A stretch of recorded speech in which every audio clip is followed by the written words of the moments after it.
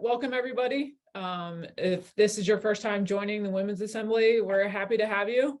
And Jamie's going to be talking today to us about to what end. But before we get going, just a couple admin things. If you guys have questions throughout the session, anytime something comes up, feel free to drop those in the chat. And if you can start it with the word question in capitals, that would be helpful for us, just so we can scroll through and kind of find those a little bit easier when we get to that section of today's session. If you have a sit rep, so like a situation report, something that you've been working on, or something maybe that you brought up in another assembly that you had a question about that you went back and took action on, any sit reps, you can put those in caps, drop those in the chat, and we'll get a chance to read those. Those are always awesome to see, and I think inspiring for everybody. So a couple things on next year for 2023. We have the first quarter schedule, so we'll get that out to you guys following this session with the email that includes the recording, so you guys will be able to mark your calendar for those first couple months in 2023. And then, as Jamie has mentioned, the Women's Summit that we're trying to put together, we're aiming for September 2023. So just keep that kind of out there on the horizon. We'll get you more details as we know and firm up more with that. But I think that's all the admin and all the announcements. So Jamie, I will kick it over to you to get us going. Awesome. Thanks, Meg. I'm excited. It's been a while since I've been assigned the topic, so I'm excited to be here, especially as we close out the year. We've had some incredible guests, and it's cool to look at where the Women's Assembly has come. It's been 2.5 years of running these sessions, and truly a really amazing community of women in leadership positions in so many different capacities coming here and learning and talking about these leadership principles that we care so much about at Echelon Front, these principles of extreme ownership. And for those of you that may be joining us the first time, may not have some of that background, just to set the tone, at Echelon Front, we teach leadership principles. We believe that leadership is a solution to all the problems and challenges that you're facing. And all the content that we teach, the tactical tools and resources, come from a book written by our co-founders, Leif Babin and Jocko Willink, talking about these principles and how they can be applied. And it was a couple years ago that we realized that there was a little bit of a disconnect, and we needed to find a way to bridge the gap for specifically women who felt like maybe these principles weren't for them because they're anchored in combat experience, and that translation from those combat experiences wasn't evident. And so we created this Women's Assembly as a way to do that. And it's been incredible to see the growth of this over the last couple years. And the various guests that we've had come on and share their experiences and their stories of how these principles have applied in their lives. But within the topic today, we've all been standing here for 2.5 years. Some of you have been with us from the beginning. Some have just joined us in the last couple months. This might be your first time. And so the question, I think a really good question, and it kind of prompted this theme for today, is to what end? We're coming on here, we're learning these principles, we're getting an understanding of how these principles apply in our lives, but to what end? What's the end state? What's the goal? And this phrase actually came from, I heard this from Jocko. It was a book written by a journalist named Ward Just, about Vietnam. And Jocko had him on his podcast, and the title of the book was To What End? And obviously in his book, he's talking about the Vietnam War, which obviously had significant cost and resources and human lives that were being were at stake, and in regard to the Vietnam War. And the question he had in this book was, to what end? And I first heard this because Jocko was talking about it at this council event that we host, and he was relating it to our lives. To what end? Based on the decisions and the choices that we're making in our lives. And the question being, are we making the choices and decisions that are leading us down a path toward accomplishing the mission? Do we understand what the mission is? Do we have a strategic view of where we want to go? Ourselves, in our career, professionally, and the people around us that we may be leading or working alongside, within our families. Do we understand what that mission is? Is it simple? Is it clear? Is it concise? And do we have clarity on what that mission is? Are we rallied around that mission? That helps us put in perspective this idea of to what end. And once we understand what that mission is, once we have clear in our mind what it is we want for ourselves, for our family, for our community, for the people that we work with, our careers and our professional lives, then we have to then take an internal audit. We have to take an internal audit on the decisions and the choices and the actions that we're taking as leaders in these various capacities and determine if we are in line with that mission.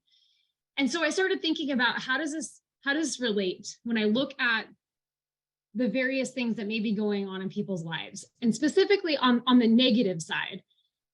Do we have frictional relationships? Can we look into our lives and recognize relationships that we need to fix, relationships that are broken, or just relationships where there's friction, and ask ourselves, to what end? What's the end state by not building that relationship and working to solve those frictional components? Are we harboring anger or resentment? Is that something that we're dealing with and harboring that within ourselves? And to what end? Is that just becoming a burden that we're carrying with us? To what end? Lacking discipline in our lives. Are we not taking care of ourselves? Are we not doing the things we know we need to be doing to help in taking care of ourselves mentally, physically, emotionally? And then asking ourselves, to what end? There is some real significant consequences to us not enacting some discipline to be healthy and to take care of ourselves in those ways. Are we not prioritizing the right things? Are we getting distracted by social media, by things that waste our time?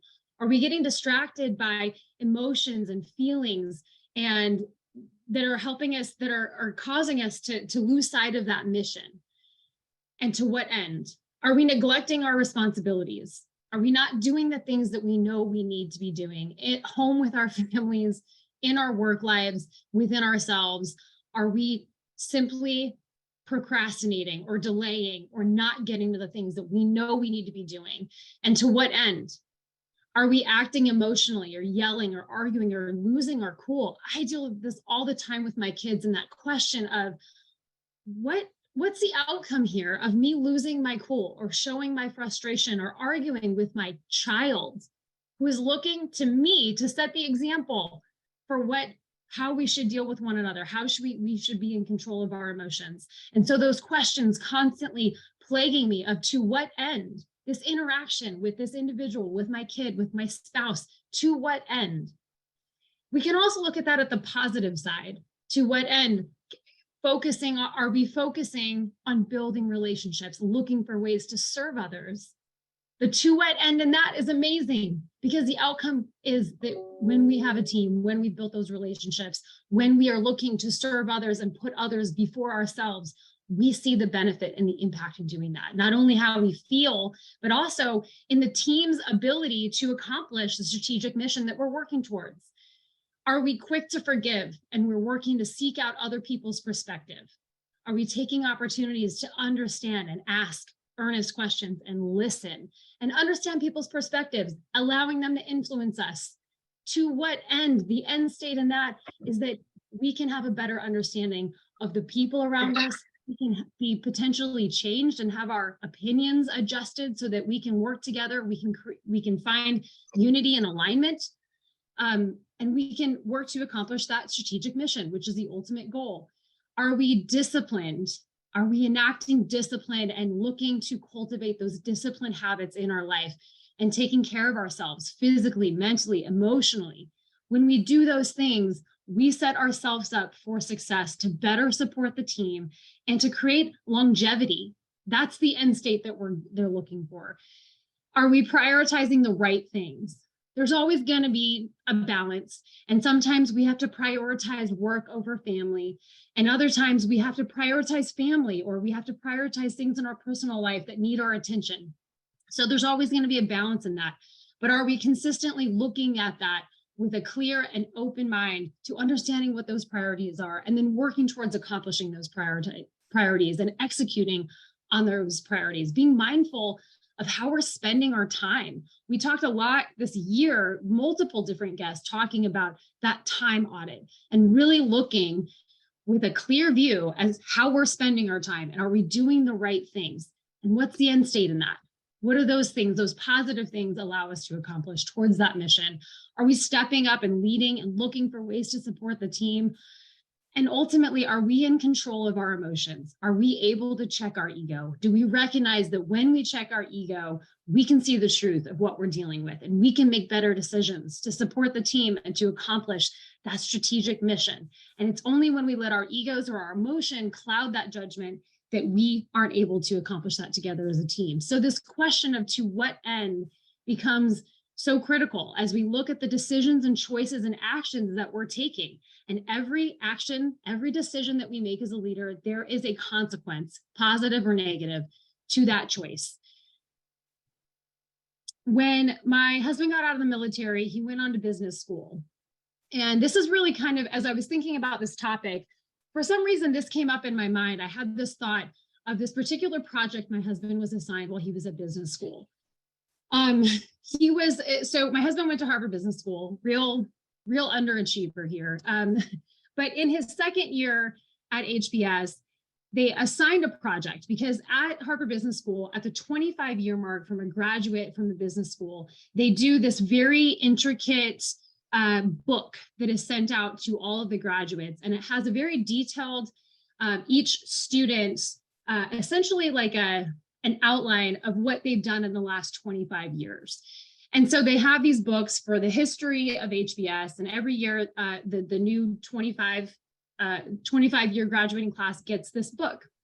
And it outlines what they've done in those 25 years to celebrate the accomplishments of the people that have gone to school there.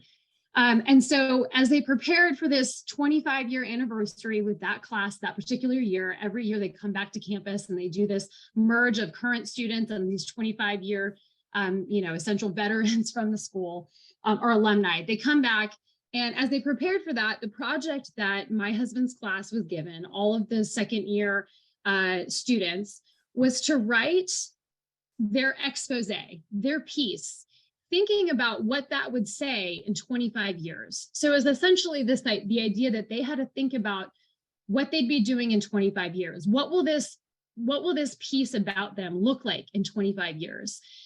And I got to read a couple of his friends, and a lot of them were kind of outlining these goals that they had. Like in the piece, they might say, hey, in my 25 years, I was able to get a job at this company that I really wanted to work for. And then from there, I was able to start a business and really focus on my passions in this particular area. And I got married, I had children, I moved to this place, I traveled the world. And it was all these amazing things that they really wanted to outline for themselves, kind of putting it out in the universe of the things that they wanted to accomplish in the next 25 years.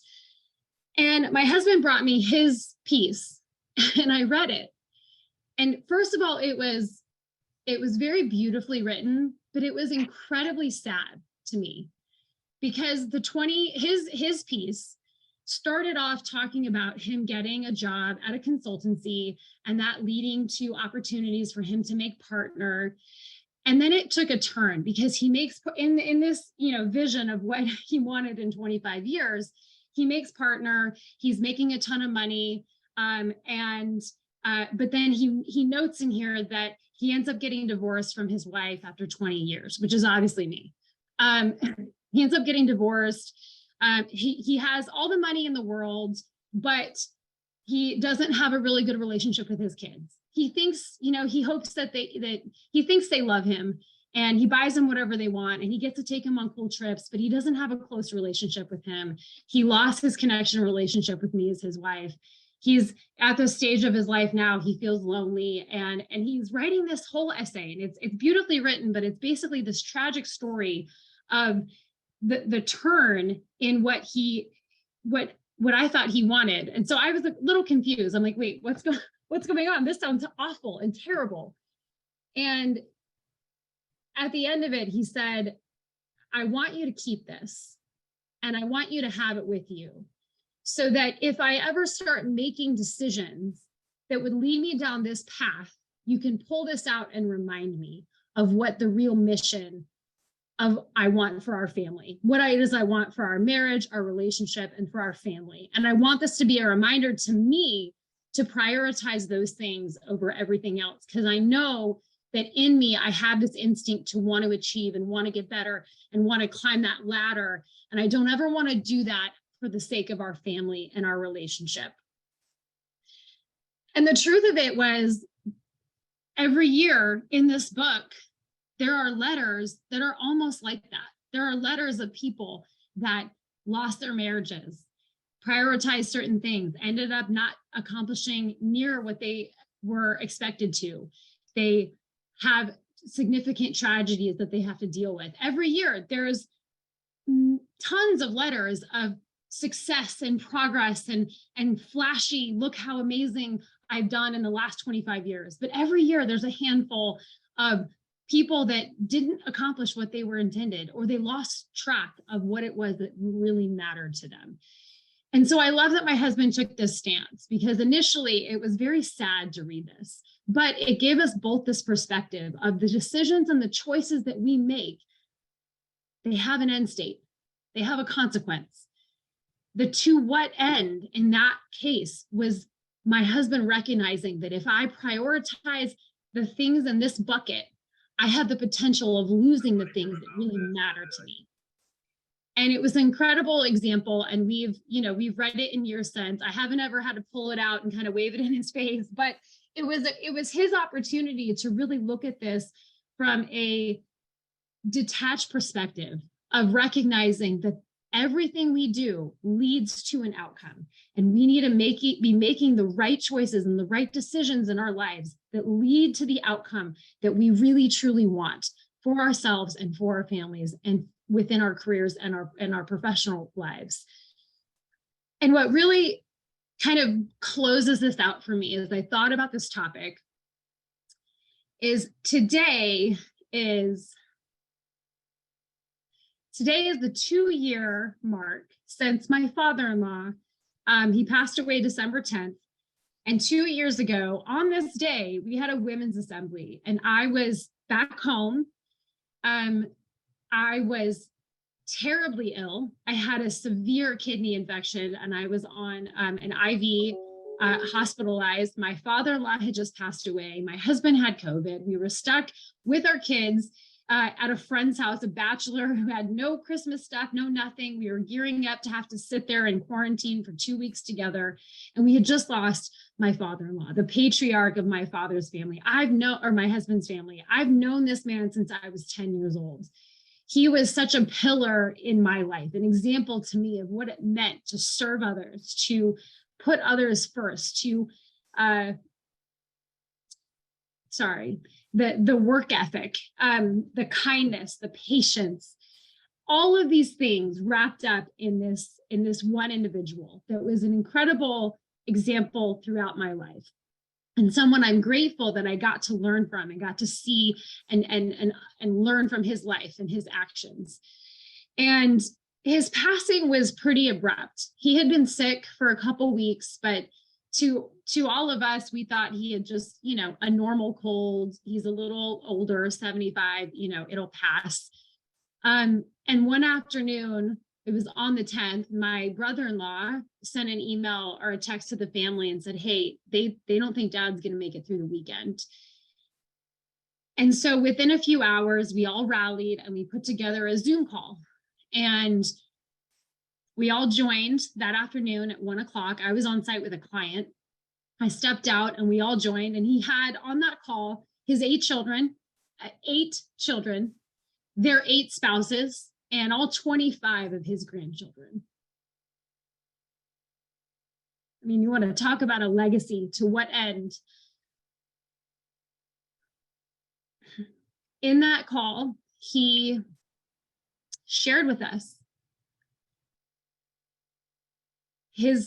what ended up being his last words.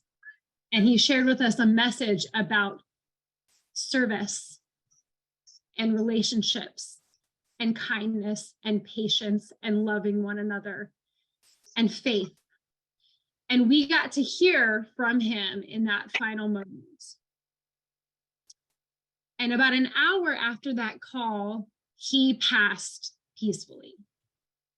They expected him to live for a couple more days. But when I think about that, I think what happened was he had that last moment. He shared with his family his love for them. He shared with them his final message. And I imagine I imagine that he was looking on that Zoom screen.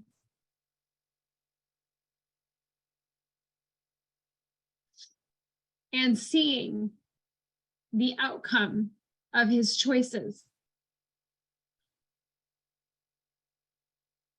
and his decisions.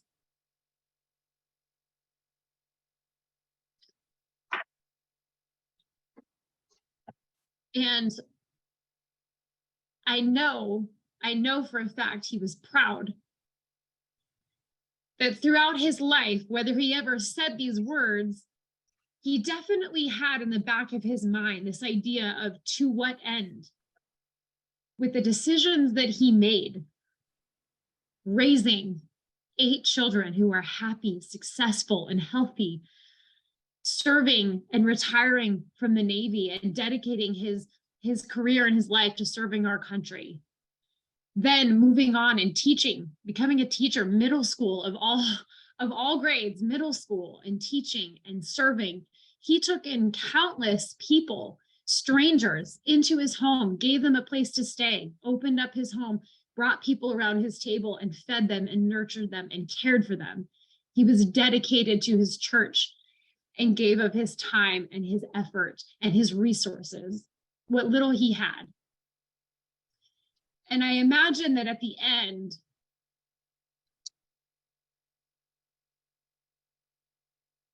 he saw the fruits of those labors and the outcome of asking that question and determining that at every step, I'm going to do the things that I'm supposed to do.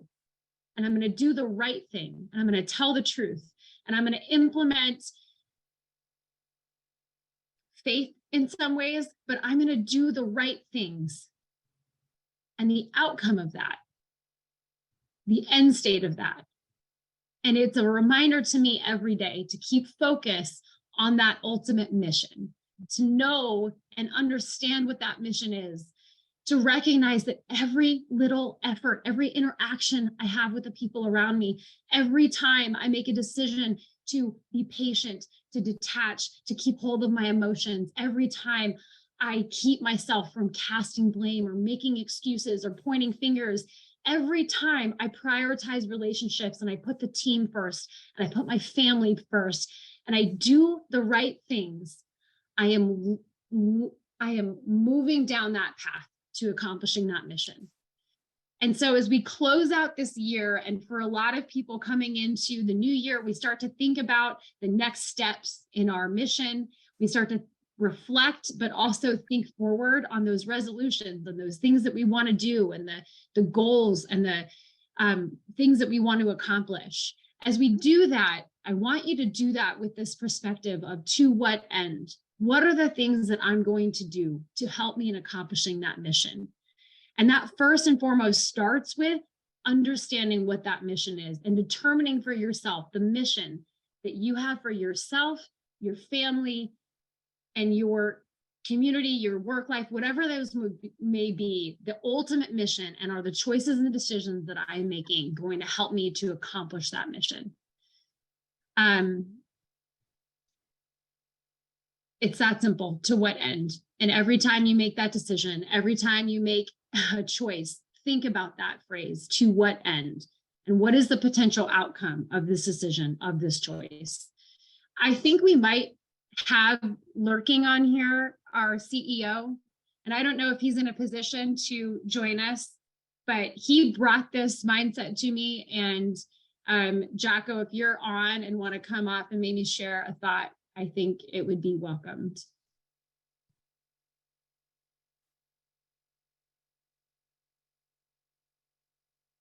He might be traveling. Jamie. Yeah. Yes, I'm traveling, and I have nothing else to add. That was a very beautiful story. Thank you for sharing. And you took the words that I took from someone else and expanded on them in a very powerful way. So thank you for your message. That's all I've got. Well, thanks for joining us, Jocko. You are always welcome here. All right, Meg, it's over to you for some questions. Awesome. No, that was a great question just for us to, think about individually to what end. I think to your point, Jamie, is a great way to kind of think about as we head into 2023. And oftentimes at Echelon Front, we talk about strategic versus tactical. So what is that long-term strategic goal that we have? And what are the tactical decisions that we're making? What are the tactical things that we're executing on? They're going to help us achieve that mission, achieve that goal in that end state. So I think this is a really good reflection of that, and how we are able to do this at home, at work, and knowing that every decision we make, it impacts our ability to get to where ultimately we want to be, or achieve those goals, or achieve that mission that ultimately we want to get to. And ownership provides us with the opportunity that if we fall off the path, we can take ownership of that. If we make a bad choice, we mess up somewhere, we make a mistake, we can take ownership of that and we can get back on that path, and we can start making the choices that are going to lead us to where we want to go.